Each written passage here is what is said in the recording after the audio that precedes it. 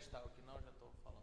Só que fazendo um contraponto, na verdade, a gente tem uma questão legal aí. Nós temos uma instrução normativa e o próprio sistema DOF, ele limita para o plano de maior impacto de colheita a extração em tora do plano de manejo. Então, você tem o uso da Induspan, da Lucas Mil, para plano em pequena escala, porque você, no próprio sistema, tem como fazer a conversão. É liberado isso via sistema DOF, mas não tem como, e a gente tem uma resolução que ela veda isso. Então, a gente tem que verificar essa questão legal, que você tem uma resolução e você tem um sistema, que o IPAAN, ele faz o quê? A execução do sistema que é do IBAMA. Menor impacto também. Eu acho que essa política, inclusive, pode até mudar a legislação, né? Então é por isso que a gente está aqui, né? Reunido. Né? A legislação, a resolução 017 de 2013 não permite isso. Nenhuma legislação estadual permitiu o desdobro dentro do projeto. Mas o IBAMA permite que isso seja feito. E com relação ao DOF, a operação do DOF, existe uma autorização especial de conversão de madeira dentro do projeto, que isso pode ser solicitado. Então, assim, tem um problema do DOF em si, né, que isso dá para equacionar, mas o problema mesmo é a legislação. Então, como que a gente poderia botar mais uma tarjeta para falar sobre isso?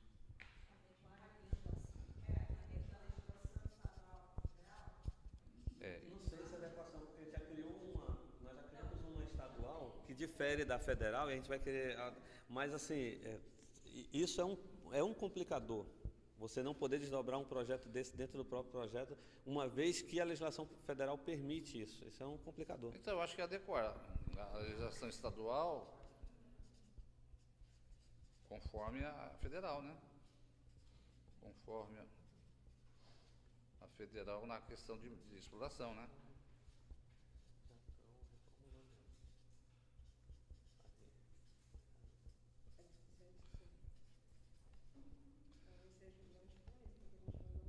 Não, por exemplo, o transporte de tora, o estado do Amazonas proibiu, não foi isso? O transporte de tora é o seguinte, né? O impeditivo não era legal, era tributário. A tributação para transporte de tora para fora do estado era 10 vezes o valor da pauta interna. Hoje isso é 2 vezes só. Sim. Então hoje é mais viável economicamente.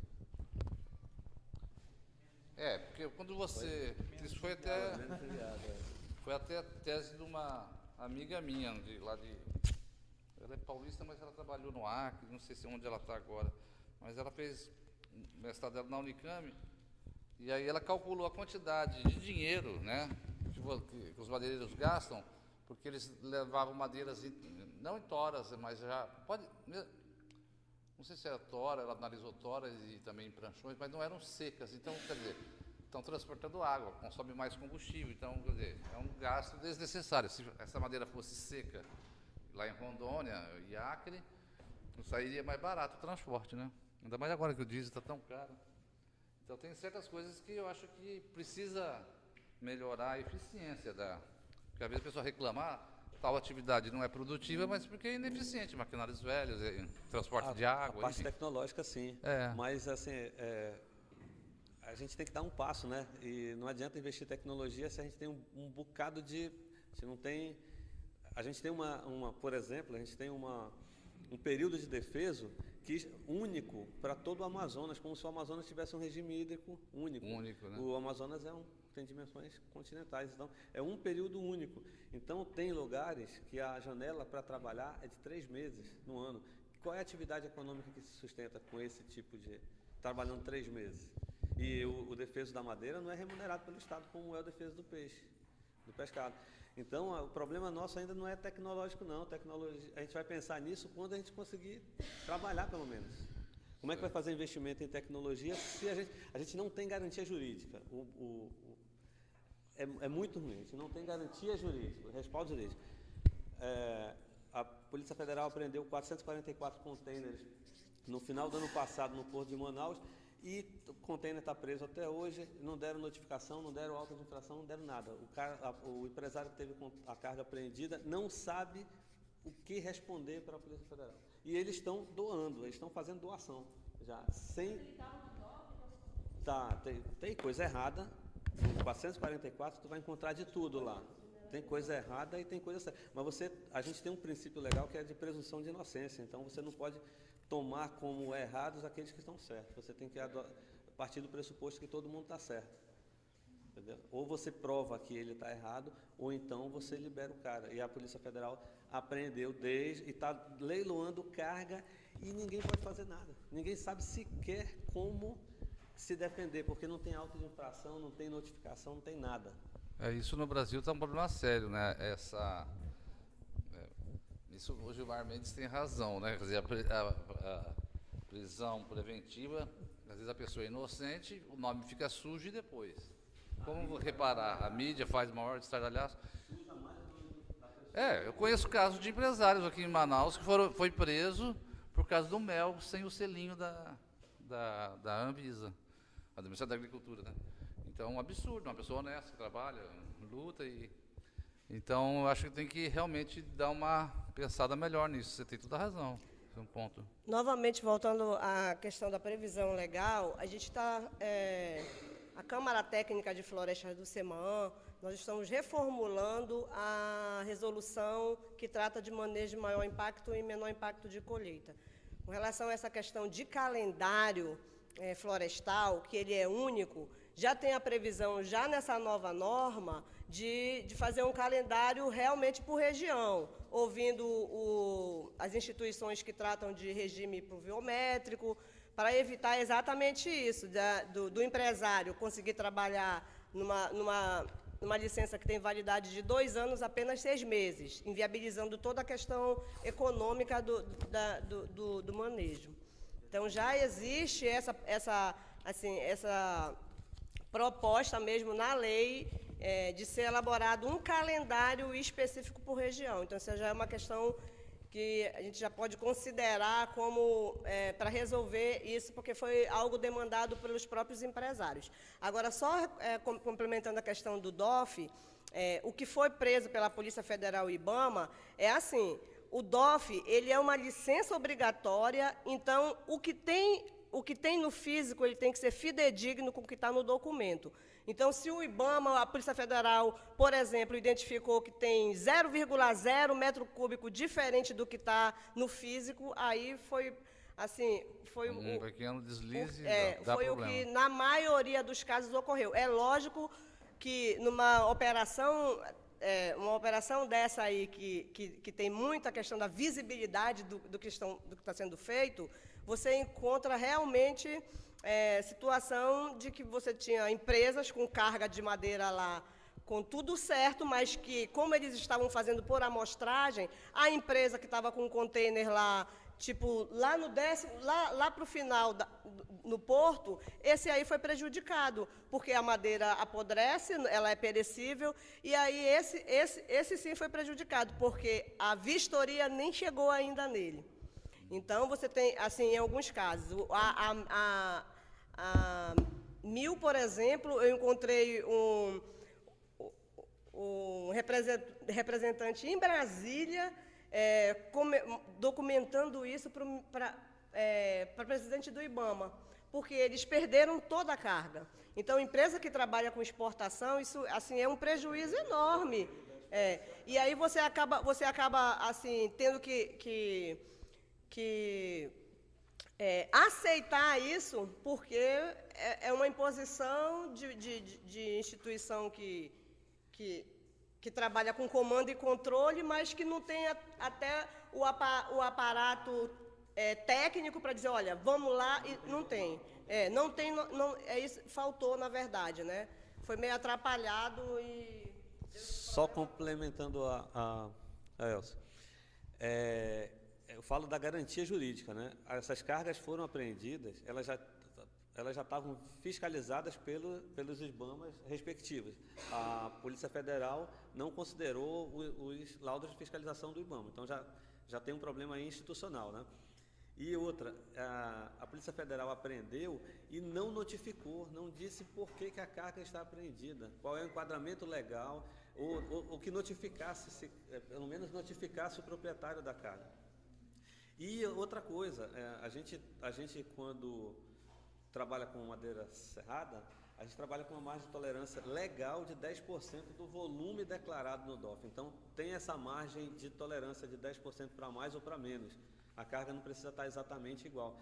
Só que a gente tem uma metodologia de cubagem definida por resolução federal, que é definida pela 406 de 2009, salvo engano. É 2009, né? 2009. E a Polícia Federal cubou essa madeira por outro método, que eles chamaram de Operação Arquimedes, que eles, em tese, iriam cubar pelo método de Arquimedes, de imersão em água, deslocamento do líquido e tal. Isso é um absurdo, são 2 pesos e 2 medidas, isso nunca vai bater. Para você usar até o catálogo do INPA, que define a densidade das madeiras e tal, você tem que ter madeira seca, a madeira toda que está lá apreendida é úmida, então você não pode usar a metodologia que a Polícia Federal usou. E ninguém fala para esses caras não se convencem de que eles estão errados. É um absurdo jurídico sem tamanho. Podemos botar aqui metodologias coerentes, não, né? A gente... institucionalmente usar quem pode fazer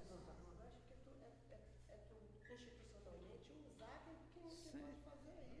Também tem isso. Essas operações, por exemplo, as instituições não se conversam. Não se conversam, cada uma faz do seu jeito.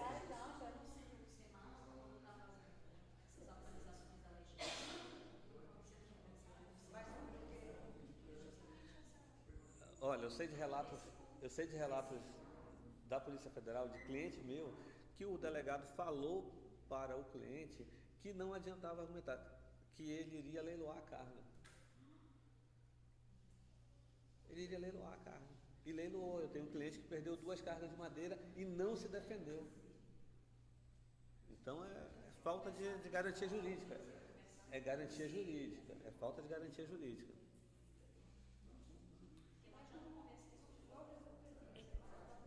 Mas, ó, eles fazem o que eles querem no final das contas. Isso aí é bem interessante.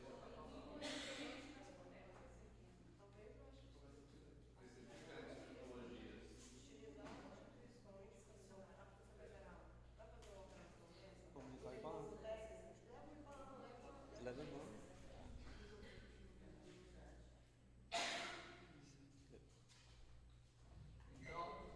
Nossa pauta aí é grande. Eu acho que um tema que a gente não quase falou, a gente só falou em madeira, mas e a parte da conversão? Financiamento?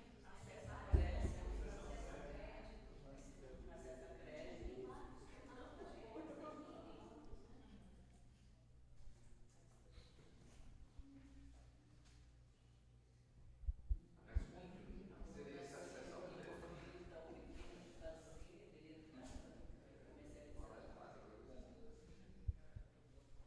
Qual a sugestão? Isso que a gente não é só para quem quer, para várias sugestões. Acesso a crédito, você que falou, quais seriam os mecanismos interessantes para ter acesso?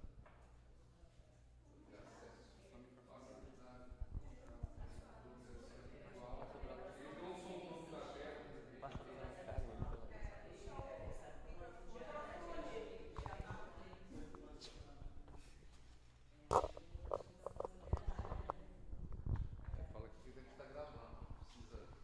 Quais são as. Ela já estava dizendo sobre É melhor que a nossa relatora, tá? Bom, pelo menos para o pequena escala, né, existe algumas linhas de crédito, né, que, enfim, Pronafloresta e outros também. Só que essa questão do acesso, é como já foi falado, né, a questão da burocracia, né, que é uma listagem de documentos para o pequeno se apresentar. Né. E aí tem uma outra situação, que é a questão fundiária também. Né. Então, isso, a garantia. Então, as linhas de crédito, né, dos financiados pelos bancos, na verdade, impede, né, tendo essas limitações. Então, Talvez algum mecanismo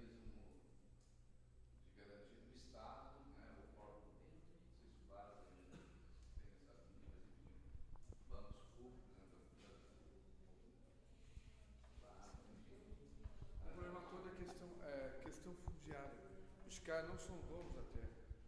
E aí, quando fala assim, a gente tem garantia de onde é que tu vai ter assim para pagar, não é o dono da terra. E quando é o dono da terra, libera, não é porque ela falou na última reunião, libera 5 hectares, ele fala, 5 hectares para trabalhar no produto do cara. Aí você só pode usar nesses 5 hectares 20%. Usa 100, então eu faço uma casinha lá, não sei para lá.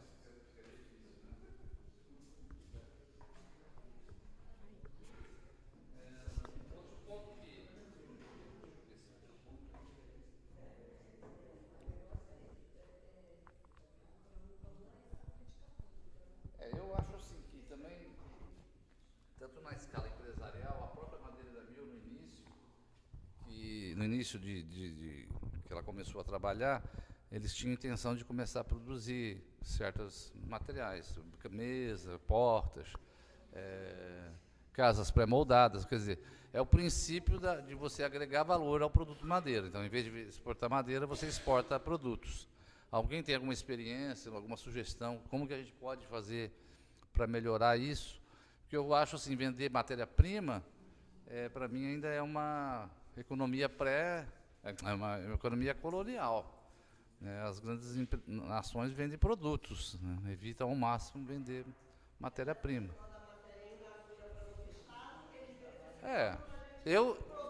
Eu estudei isso na história do Brasil, que o Brasil vendia madeira e importava caixão de defunto da Inglaterra. Isso continua no ano 2017.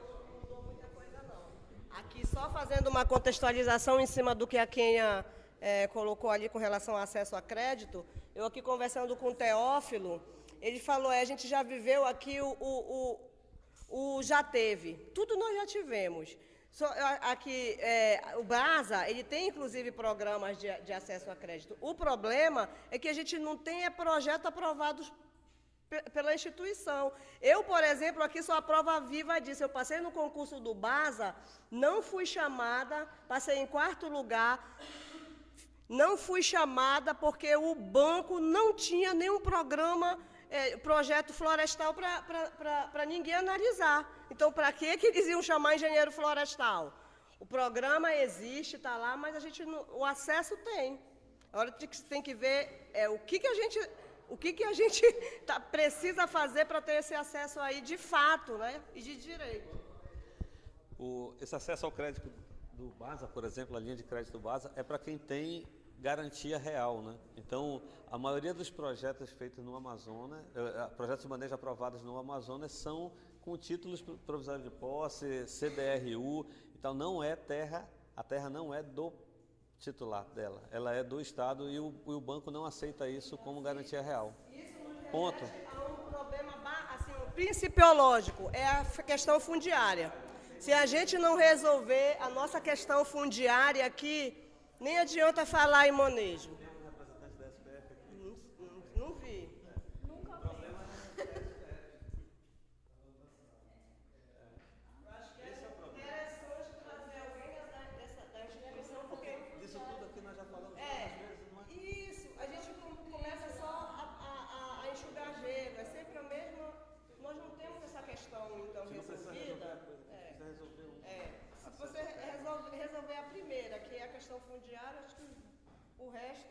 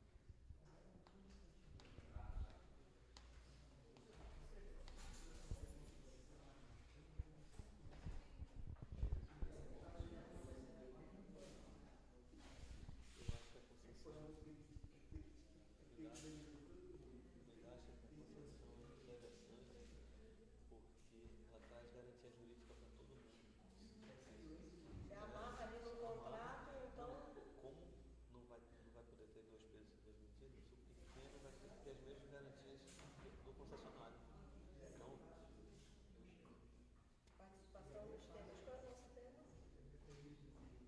Proteção florestal.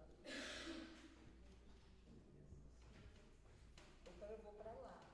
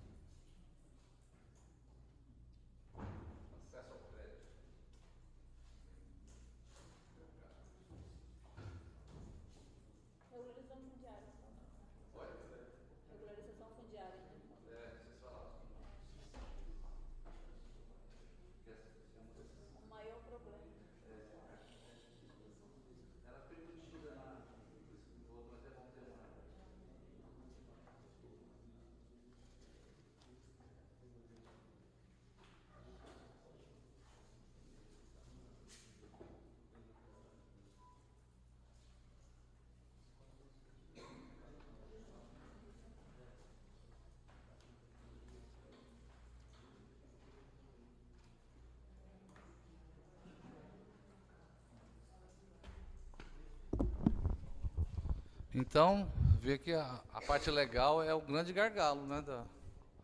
Tem alguma sugestão a mais aí para a gente melhorar o setor de manejo florestal em escala empresarial? Com certeza tem mais coisa aí. Manejo por gênero botânico das espécies similares.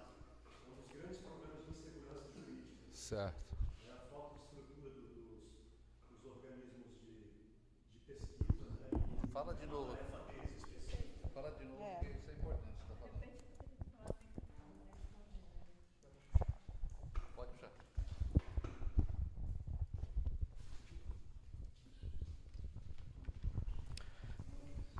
Então, você fala que eu vou anotar.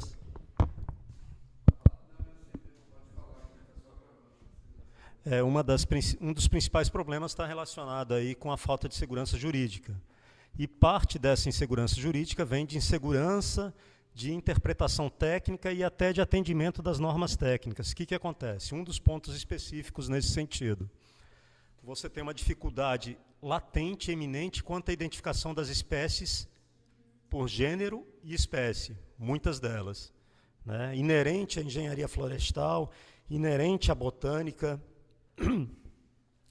E isso, por vezes, implica em multas elevadas, se não mudar a política de gênero, mas que permita alterações no decurso da exploração, desde que você não esteja explorando uma espécie protegida com regra de espécie não protegida pelas CITES, por exemplo. Ou que isso não se torne fonte de multas e embargos absurdos. Então, muitas vezes, você tem uma dificuldade que gera um erro, não é um erro de má-fé, né, e acaba levando insegurança jurídica e até inviabilizando o manejo florestal como um todo.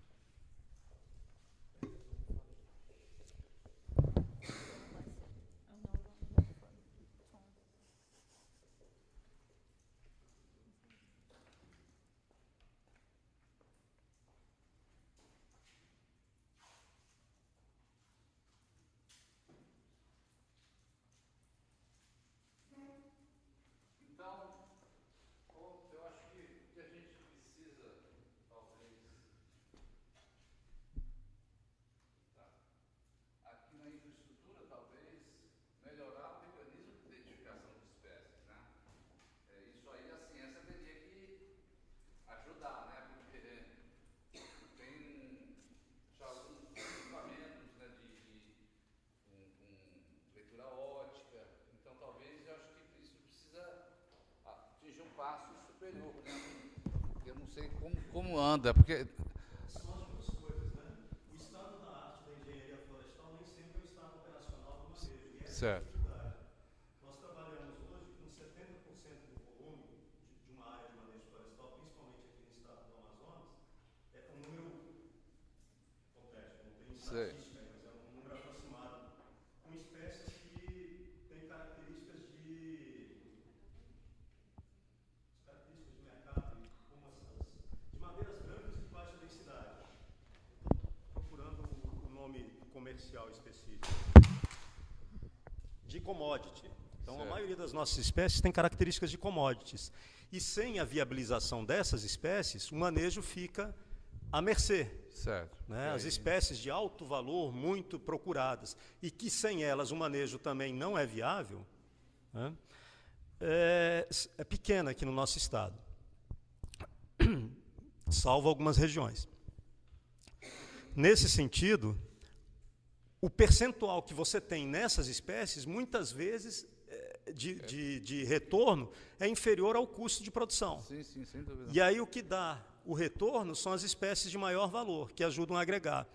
Então, se você for tentar usar o estado da arte do que tem hoje, além de não ser completo para todas as espécies, e ter uma dificuldade latente, imagina, você vai ao campo, coleta material, volta, espera o instituto analisar, tudo isso. o estado da arte está muito longe da realidade operacional. Então, a gente precisa buscar as duas coisas. É complicado, não é fácil não. Principalmente que tem alguns autores geneticistas que até discutem o conceito de espécie, né? Então, o Paul Fine, né, é um pesquisador americano que trabalhou muito aqui na Amazônia. Então, às vezes, a mesma espécie, por exemplo, em diferentes regiões, ela tem já uma expressão gênica diferente. Aí os próprios botânicos confundem, né? Se isso é espécie A ou B, tem uma transição. Então, ele questiona até o conceito de espécie. Então, olha como é complexo. E a legislação amarra, né? Aí chega lá o fiscal da Polícia Federal e fala, mas isso aqui não é... Então, foi um ponto muito interessante que você postou. Então, mas é difícil, né? Como solucionar isso? Então, talvez, algumas espécies, que o gênero, por exemplo, a Ocotea tem 16 espécies, né? É uma loucura, né? Cadê? Então, talvez... E isso já ocorre, né? Uma vez conversando com um pesquisador do IPT, anatomista, ele falou que ele vai nas madeireiras e existe, ao contrário também, gente vendendo madeiras caras, né? Mas por preço de barato, de banana, ele fala. Se bem que a banana agora está cara também. Mas é porque às vezes o próprio madeireiro não tem esse conhecimento, né, da identificação da sua madeira. Então, acho que para o manejo empresarial, alguém tem mais alguma sugestão? Eu achei a infraestrutura aqui que está bem pobrinha, né? Poderia pensar um pouco melhor aqui.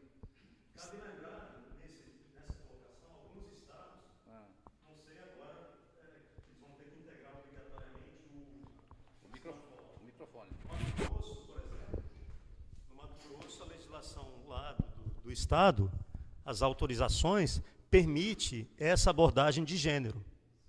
Por vezes, por exemplo, tem uma espécie lá muito comum, que tem 2 gêneros dela que chamam de cambará, que são os gêneros qualia e o gênero... Não erisma, o parente da erisma lá, Vochysia e gênero, todos eles são manejados pelo nome comum, cambará. Felizmente, nenhuma delas está na lista das CITES, ou seja, as regras de manejo que se aplicam a uma se aplicam à outra, né? Mas principalmente dentro do mesmo gênero. Então, ou seja, lá ocorre isso, né? É algo, desde que não caracterize má fé, por exemplo, um problema comum nos projetos de manejo. Tentativa de ludibriar o agente controlador e analista. IP ser substituído por tanimbuca. Não tem nada a ver, são 2 gêneros diferentes. Mas é comum essa prática, né? Então, assim, não permitir a esse nível. O desafio é como fazer isso. Beleza. Então tá. Então, a gente vai recolher aqui as tarjetas e vamos partir do manejo comunitário, né?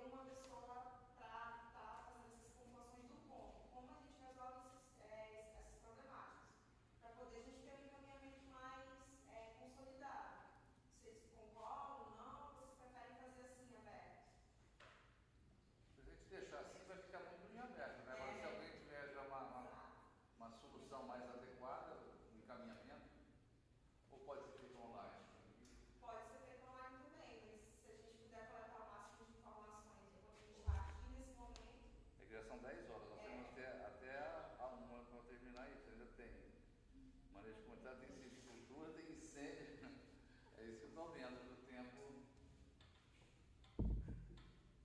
E se quem deu destaque aí contextualizasse, porque acho que pode ser mais efetivo. Como?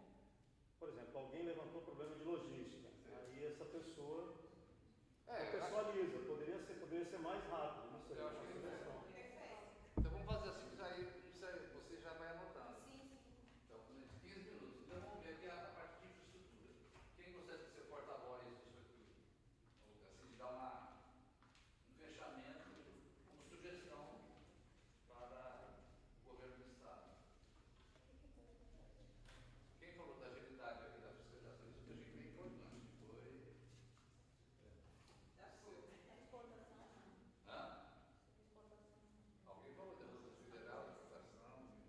Mas, enfim, eu acho que colocar assim, desenvolver mecanismos, né, que agilizem, né, o processo de fiscalização, uma vez que madeira é perecível também. Mopa. Então, isso tem que ter consonância dos órgãos fiscalizadores, Receita Federal, Receita Estadual. Porque isso aí está lá no contexto específico da madeira que foi apreendida pela Federal. Então, mas isso existe, é um fato, é um gargalo que vocês apontaram. Aí uma sugestão seria estipular um prazo máximo. É isso. Desse prazo máximo, a partir desse prazo, a liberação é automática. Que já acontece. Você tem 10 dias para o órgão fiscalizador. Aí o órgão fiscalizador, onde ele vê indícios de fraude, ele pode focar, né? Aquele não. Com relação à logística em si, a gente tem duas realidades de manejo aqui. Uma de manejo de madeira de estrada, que é menor, e outra de madeira explorada por hidrovia, né? Não vejo como o madeireiro pode fazer alguma coisa. Tem que partir do governo do Estado mesmo, do poder público mesmo, melhorar acesso viário, rodoviário, né? E investir, sei lá, em hidrovias, sei que funciona também, né? Aqui. Falei sobre logística, porque logística é um problema praticamente insolucionável para a gente, mas que ele impacta diretamente no valor daquilo que você está comercializando na madeira. Transporte. A diária que eles cobram é frete. Então, estudar o mecanismo de barateamento, né? De transporte de madeira para os empresários. Aí, Isso aí precisaria. o governo poderia ajudar isentando ou baixando o imposto da categoria. Imposto sobre combustíveis, por exemplo. Imposto sobre transporte. Abaixando impostos sobre O governo aumentou o aqui. transporte de O produtos. governo aumentou a CDS para aumentar o embalo, né? Uma situação de logística aí que poderia ficar como sugestão impossível de implementação do Estado, mas ter isso em normativo, de fato, porque isso não está em normativo, até ocorre por vezes, é a questão de quem faz exploração que tem transporte de dois modais, o terrestre depois o de balsa, uma simples autorização junto com a Altex ou com uma liberação do processo de instalação de uma rampa de embarque, por exemplo. Para não usar o termo porto, que porto já é uma estrutura que envolve edificação e tudo isso. Se usar o termo porto no plano de manejo, o projeto não é Então é um problema real que também leva lá para a segurança jurídica do manejo, né? Ele envolve logística e tem a ver com segurança jurídica. Por exemplo, o fiscal do IBAMA, normalmente ele conhece a realidade, mas pega um fiscal do IBAMA que tem esse poder suplementar, ele vem, a caneta está pronta. E se foi a viabilidade econômica, se foi a segurança jurídica. da Polícia Federal agora, que não entende nada. Então, aqui já foi, né? O agrupamento de espécies por gênero, então, também eu coloquei nos dois, tanto na. Então, aqui é desenvolver mecanismos de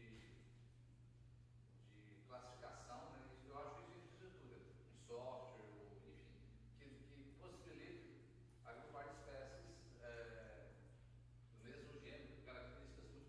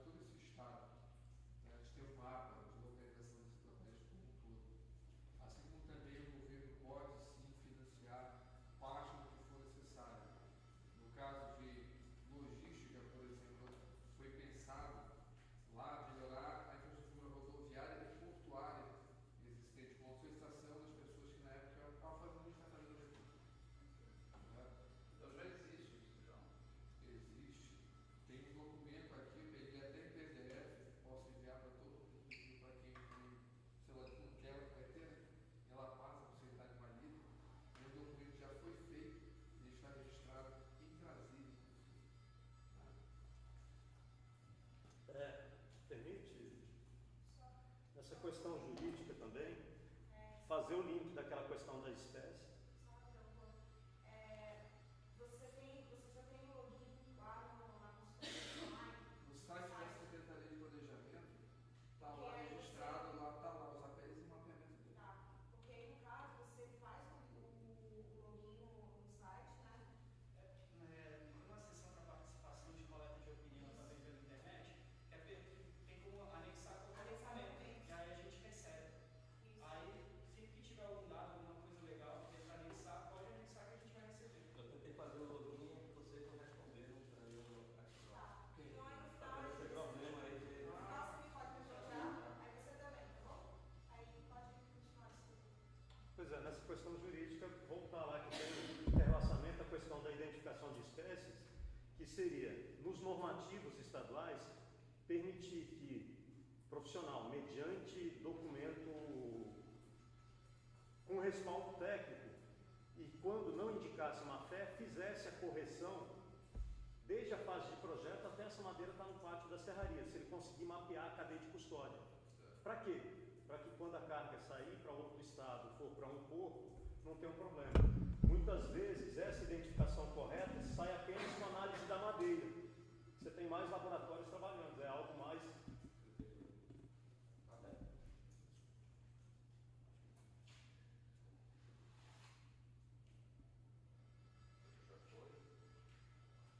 Situação diária, essa que é o grande principal gargalo que todo mundo falou. E como melhorar isso? Regulação diária. Então, toda terra aqui da Amazônia tem 3, 4 donos. Trazendo o pessoal da SPF para participar. Certo?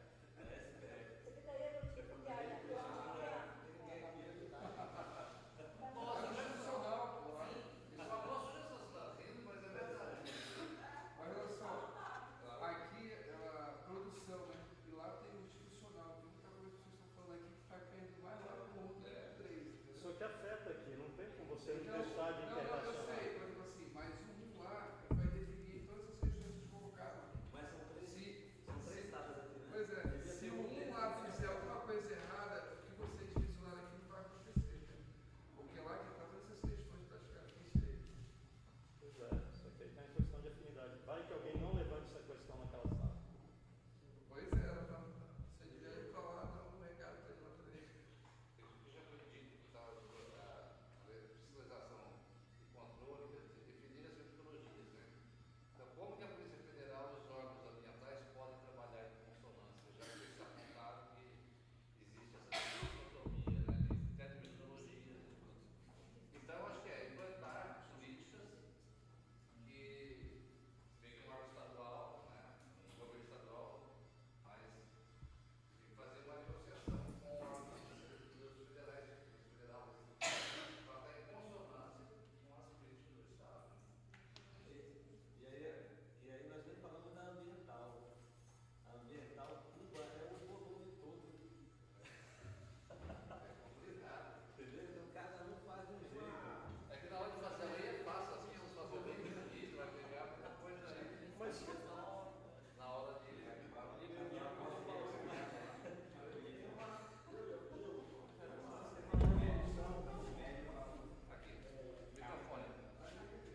É microfone. Esquece o microfone, senão depois a gravação não fica boa. Então, mas o que eu percebi, a legal é o grande gargalo do. Eu li um artigo científico da década de 90 que fala que o grande problema do manejo florestal não era a parte técnica, era a parte política, a parte social, econômica, enfim. Tem uma resolução, que é 017, ela já está um pouco defasada, porque a atividade florestal é uma atividade muito dinâmica, né? E a legislação ela é sempre feita no sentido de combater os descaminhos da atividade florestal. Por ser uma atividade muito visada, né? Tem doido para tudo, inclusive ali em outra sala tem um. Tudo que se fala em madeira, falou em madeira, parece-me que você está fazendo heresia no país. Principalmente no estado do Amazonas, que é eminentemente florestal, não se tem uma política voltada para o setor florestal, né?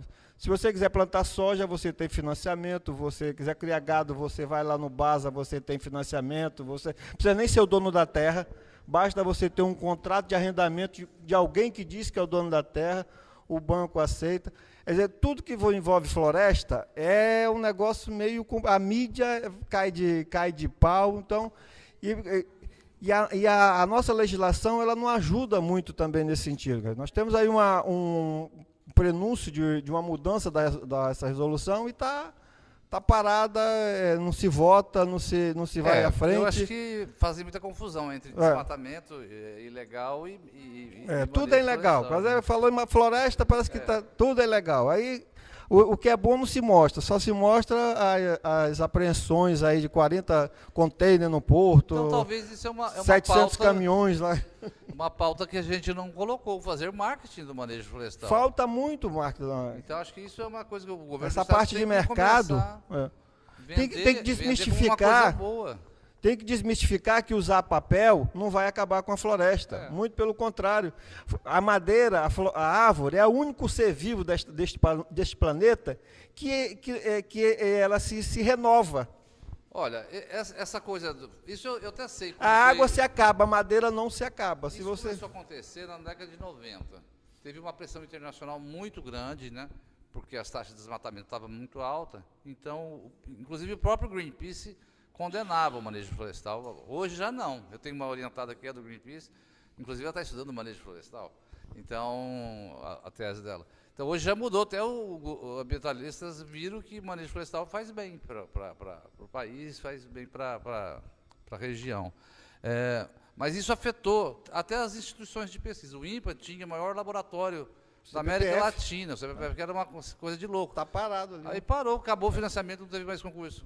A UTAN tinha curso de engenharia de madeira, foi precursor no Brasil. Fechou o curso de florestal, enfim, se acabou.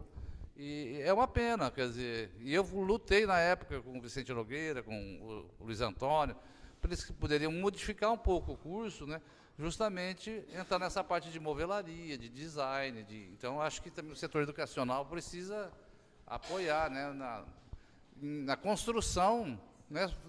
Eu acho que não existe manejo se não tiver uma indústria forte. Isso a gente tem que...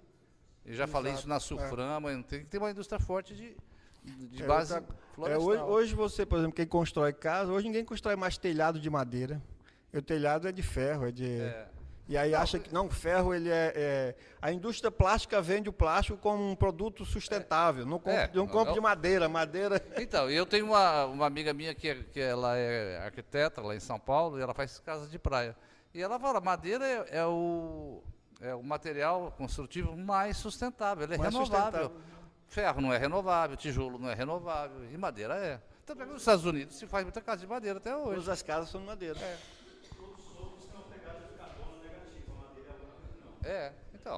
Então acho que isso... Então, eu acho que isso aí é um tópico que a gente tem que salientar, mais uma vez. O marketing que o governo do Estado tem que fazer o marketing positivo. Madeira tem a pegada positiva de carbono, sequestra carbono. Gil, eu tenho uma sugestão prática sobre esse último tema aí, que está falando sobre diferentes atores que atuam na fiscalização e análise. Utilizar o guia do Serviço Florestal Brasileiro, que já está disponível para cubagem de madeira. Então, tem aí, alguém falou, ambiental cuba tudo, o outro cuba com casca, outro cuba sem, outro cuba a katana, cubagem, né? Cuba de cubagem. Então, utilizar algo que já tem disponível, ratificado por altas... autoridades. Por alguém sério, todos somos sérios, né? Mas para alguém que está na esfera federal, que trabalha com isso, com o tema de organização do setor florestal, tem lá um manual muito bom. E aí baliza. Polícia Rodoviária Federal, que também faz medições, né? Fiscalização estadual, outros agentes como um todo. Ótimo. E é algo prático, não precisa nem estar na política de projeto de lei, é algo operacional. Só para exemplificar com relação a a interpretação, né? Sim. A Ambiental aprendeu uma carga de um cliente meu, porque no DOF, o DOF ele tem cores diferentes para produtos diferentes, né? A madeira é a tarja verde. Sim. Só que é engraçado. O madeireiro imprimiu o DOF numa impressora monocromática. Ah. E ela saiu com um tom de cinza. O agente da Ambiental olhou e disse, mas aqui está escrito verde, e essa tarja é cinza, e aprendeu a cara. Ah, meu Deus do céu.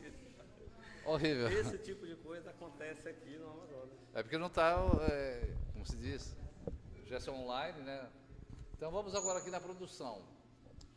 Nós falamos plano de negócio. Eu não lembro como que entrou esse aqui, né? Mas o plano... então a elaboração de ter os planos de negócio ser muito bem elaborados para poder ter sucesso no plano de manejo. Terceirização de mão de obra também, fui eu que falei, então eu encaro isso. Tem uma política de Estado, incentivo à criação de microempresas, empresas júnior, para o setor florestal, que vai dar apoio, né? Isso já existe, mas não quem é microempresário aí da área de licenciamentos, incubadora, tem maior dificuldade de apoio realmente, né? Eu acho que isso precisa ter, até, talvez, como na Costa Rica, ser uma atividade até subsidiada pelo próprio Estado. A parte de produção, novamente, também a liberação de serrarias portáteis para planos de manejo, que isso é até ecológico, a serragem ficando lá recicla os nutrientes, então nunca entendi por que dessa portaria. Desculpe, de repente tem alguém aqui presente que participou dessa normatização, mas às vezes a gente erra também por querer ser purista demais, né?